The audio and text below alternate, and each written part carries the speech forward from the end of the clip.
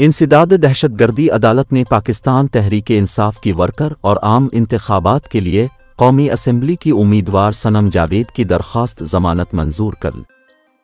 इंसदाद दहशतगर्दी अदालत ने वकला के दलाइल मुकम्मल होने के बाद महफूज किया गया फैसला सुनाते हुए सनम जावेद की ज़मानत का हुक्मनामा जारी किया।